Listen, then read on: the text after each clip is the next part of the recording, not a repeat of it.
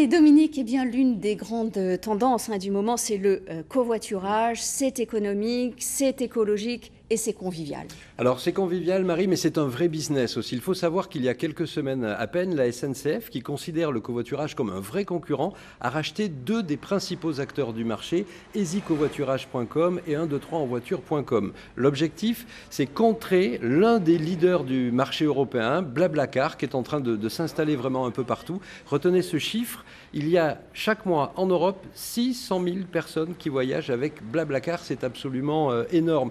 Les collectivités locales sont aussi entrées dans la danse. Il y a 51 aires de covoiturage en Gironde, reliées au réseau de bus Transgironde. Dans les Pyrénées-Atlantiques, il y en a, Marie, une quinzaine. Alors, est-ce vraiment si intéressant ?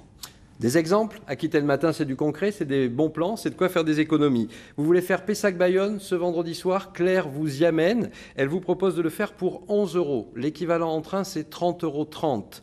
C'est 3 fois plus cher. Vous avez envie de faire Périgueux-Agen? Là, vous pouvez monter à bord de la Clio 3 de Romain. Il vous propose de le faire en à peine 2 heures pour 6 €. Si vous voulez, il y a un autocar qui part à 14 h, Marie. Vous mettrez 3h30 et ça vous coûtera 25,60 €. Là aussi, c'est 4 fois plus cher. Donc la pratique, évidemment, séduit de plus en plus. Et aujourd'hui, eh bien, plus de 3 millions de Français sont donc adeptes du covoiturage.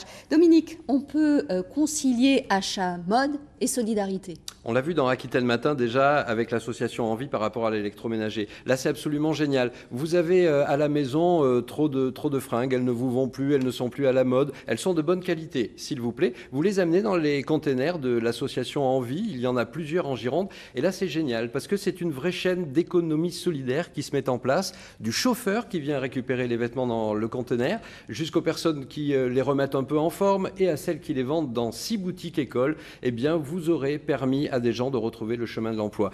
En 20 ans, Amos, ce sont 400 personnes qui sont passées dans cette filière d'économie solidaire. Les 2 tiers, Marie, ont retrouvé un emploi stable. Voilà, le département de la Gironde compte 6 boutiques, 6 boutiques. Amos. Et là, on retrouve aussi les adresses sur notre site internet. Enfin, autre bon plan débrouille, Dominique, eh bien, c'est simplement avoir recours au troc. Oui, un vide-poussette.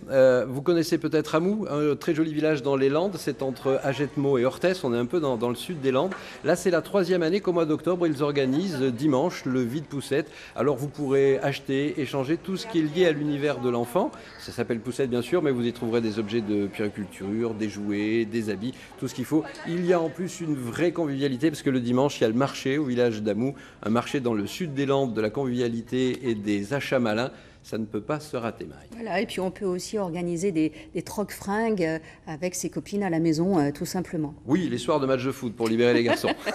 Merci beaucoup, Dominique. Et puis si vous aussi, vous avez quelques bons plans, vous n'hésitez pas évidemment à nous les communiquer. Notre adresse va s'inscrire dans 2 petites secondes. Elle est peut-être déjà, oui, c'est aquitaine.matin@francetv.fr.